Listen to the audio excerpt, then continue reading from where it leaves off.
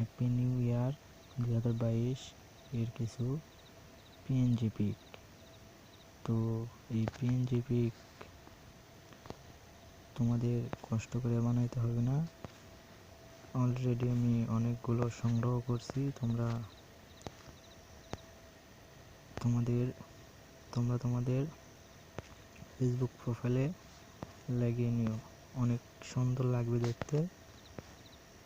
তো আমি আমার ভিডিও ডিসক্রিপশনে এই পিএনজি লিঙ্কটা দিয়ে রাখছি, ওখান থেকে তোমরা ডাউনলোড করে নিও।